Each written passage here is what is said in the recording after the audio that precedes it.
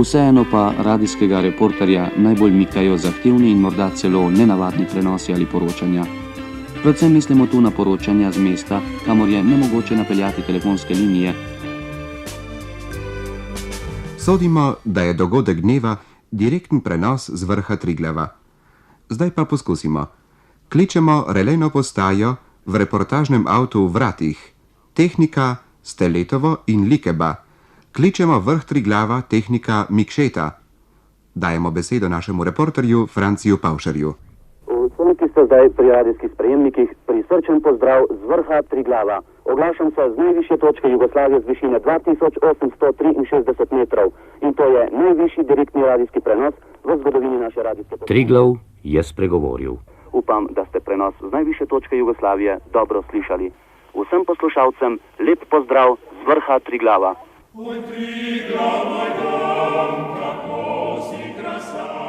Kredarica, pozor. Kredarica, pozor. Tu Triglavski dom na Kredarici, najvišja planinska postojanka v Jugoslaviji. Dragi poslušalci, govorimo vam z višine 2515 metrov in to je, da tako rečem, drugi najvišji prenos v zgodovini naše radijske postaje. Kot se mnogi še spominjate, je bil najvišji prenos pred 2 letoma. 23. augusta 1964 smo se oglasili z vrha Triglava. To pot pa smo izbrali Kredarico, kajti Triglavski dom na Kredarici danes slavi 70. obletnico.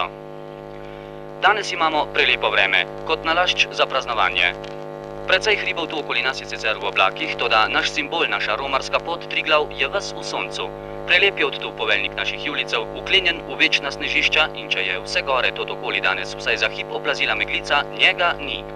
Kraljuje vsem, danes tudi oblakom in zdaj se koplje v soncu, nad njim in nad nami pa čisto sinje nebo.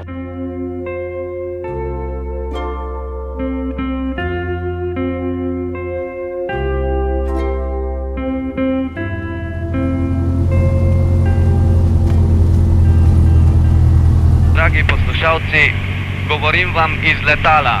Govorim vam z višine 1900 metrov nad Bledom, se pravi, da smo 2400 metrov nad morsko gladino. Letalo upravlja naš znani letalec Silvo Orožim, letalo pa je last Alpskega letalskega centra LSC Bled. Fantje so mi šli toliko na roko, da sem si danes dopoldne lahko ogledal blejsko regato, mali finale drugega svetovnega prvenstva z ptičje perspektive. Nekoliko nenavadne perspektive, vsaj za nas. Pod nami je vsa ta podoba raja, Bled in okolica. To je zares užitek biti visoko, tako rekoč nad oblaki, potem se spet spustiti nekoliko nižje, tako rekoč tik nad gladino, opazovati veslače, kako se borijo, no in to je bilo za nas zares lepo doživetje.